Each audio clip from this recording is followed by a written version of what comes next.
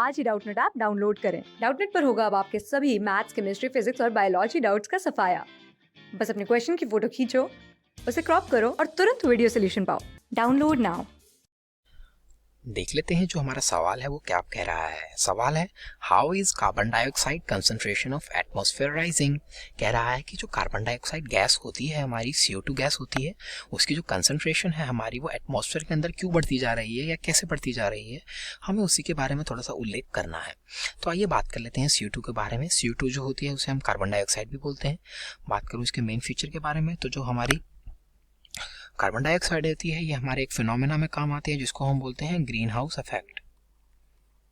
Green house effect, हाँ जी, ये जो हमारा ग्रीन हाउस इफेक्ट होता है इसके लिए काम आती है हमारी कार्बन डाइऑक्साइड गैस।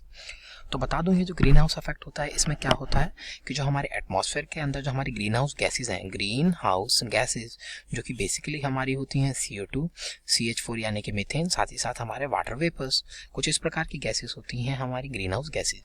तो ये जो हमारी गैसेज होती हैं करती क्या है, ये हमारे जो हीट होती है उसको कर लेती हैं एब्जॉर्ब, और हमारी अर्थ में क्या हो, रात को ज़्यादा हमारा टेम्परेचर बढ़ ना जाए इसलिए जो CO2 होती है या जो ग्रीन हाउस गैसेज होती हैं हमारे हीट को कैप्चर करके रखती हैं अपने पास, और जो हमारी अर्थ है उसका एक मेंटेन टेम्परेचर बना के रखती हैं ड्यूरिंग नाइट आल्सो।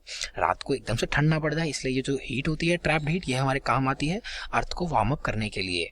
तो ये तो मैंने बात करी ग्रीन हाउस इफेक्ट की और ग्रीन हाउस गैसेज की। बात बता दूं कि जो ग्रीन हाउस इफेक्ट है ये इस टाइम पे कुछ इतना ज़्यादा इंक्रीज हो चुका है। वो इसलिए हो चुका है क्योंकि जो ग्रीन हाउस गैसेज हैं CO2 और CH4, ये जो मेनली दो गैसेज हैं, ये प्राइमरी सोर्स हैं इसकी, ये बहुत, इनकी जो कंसंट्रेशन है एटमॉस्फेयर के अंदर वो काफ़ी ज़्यादा बढ़ चुकी है।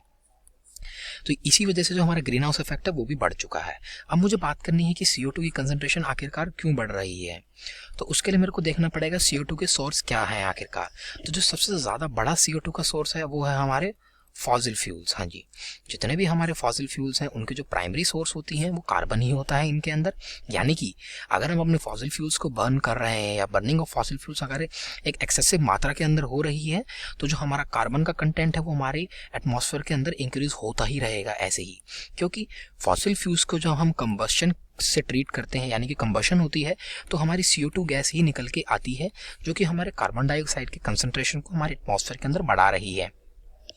बात करूँ फॉसिल फ्यूल्स की, जैसे कि हमारे पेट्रोलियम हो गए, हमारा कोल हो गया, जितने भी ये हमारे डिराइव्ड प्रोडक्ट्स हैं ये सारे ही फॉसिल फ्यूल्स हैं। और आपको पता ही है आजकल हमारे इतने ऑटोमोबाइल्स के नंबर बढ़ गए हैं, सारे ऑलमोस्ट पेट्रोल के होते हैं, सारे नहीं पर मेजरली हमारे पेट्रोल की व्हीकल्स हैं।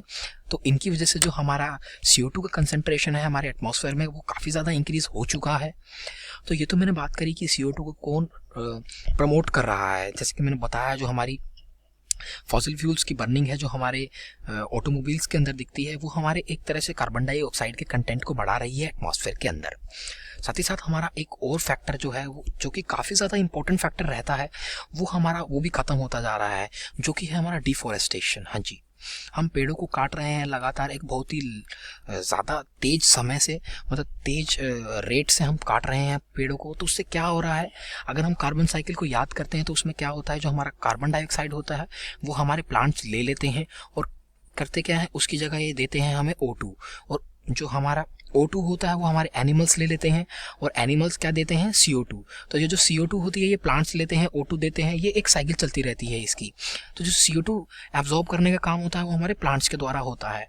अब मैं बात कर रहा हूँ डिफॉरेस्टेशन की, यानी कि हम जो फॉरेस्ट हैं या जो हमारे प्लांट्स हैं, ट्रीज़ हैं, उनको हम कर रहे हैं कट डाउन, यानी कि उनको हम ख़त्म कर रहे हैं अपने आवासीय क्षेत्र को बढ़ाने के लिए, यानी कि रहने के लिए, इंफ्रास्ट्रक्चर बनाने के लिए हम जो फॉरेस्ट हैं उनको ख़त्म कर रहे हैं, जिसका इफेक्ट ये पड़ रहा है कि जो हमारा CO2 का लेवल है हमारे एटमॉस्फेयर में वो काफ़ी ज़्यादा बढ़ रहा है। क्योंकि हमारे एटमॉस्फेयर में फॉसिल फ्यूल ज़्यादा बन हो रहे हैं, इसका मतलब CO2 ज़्यादा बन रही है, लेकिन उनको एब्जॉर्ब करने के लिए जो हमारे प्लांट्स हैं वो हमारे कम होते जा रहे हैं। तो इसका जो इल इफेक्ट हो रहा है वो ये हो रहा है कि जो CO2 है हमारे एटमॉस्फेयर में बढ़ती जा रही है। बात बता दूँ, जो CO2 अगर हमारी ज़्यादा बढ़ती जाएगी तो जो हमारी अर्थ का टेम्परेचर है वो भी इंक्रीज़ होता जाएगा।